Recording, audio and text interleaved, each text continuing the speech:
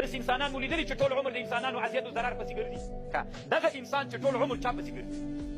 فحشا او منکر پسې ګرځېږي که الله ده د مکاشفتاً دا ور وښي په کشف باندې نو د حال به داسې لکه د چا عبادت چې کوي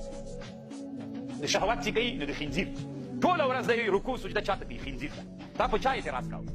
په هغه کافر چې چاته عبادت کوو تیږې ته عبادت کوو دا ویلې دا څوک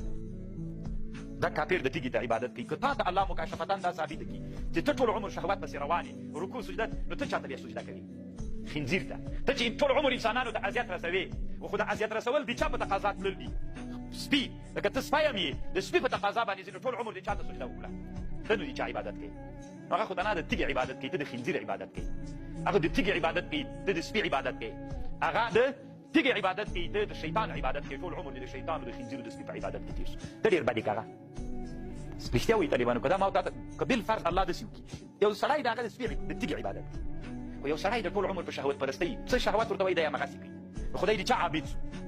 شهوت موږ چاته ویلي خنزیر ته نو خدای ټول چې خنزیر څه ورته ویلي دی همغه کارونه کوي نو چې همغه کارونه کوي نو خو هغه ته بوت ویلي چې ما ته سجده وکړه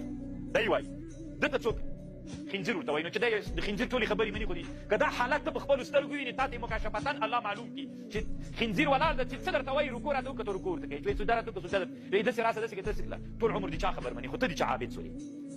هلته دې هغه ته ویلي چې د تیږې عابد یې ته خپله د خنزیر عابد یې د خنزیر او د سپي او د شیطان عبادت کوي رښتیا وایي طالبانو که الله عز وجل موږ داسې مرتبې ته ورسوي لکه امام غزالي رحمه الله چې وایي چې د معاملې نه مکاشفتې ته وځو ما او تا په حقیقت کې دا ووینو چې د شهوت پرستۍ د فحشا او منکر پسې ټوله ورځ ګرځي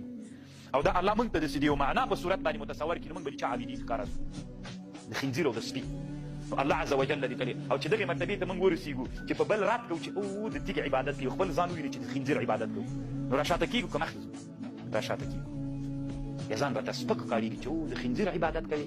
نو دا څه وخت سړی پې باندې پېژندل کېږي چې سرداب له راوځي سخت خوندور بحث یې کړی طالبان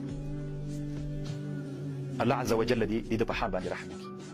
نو الله دې وکړي چې انشاءالله تاسې ما په خبر باندې پوه شوي همدومره بحث ده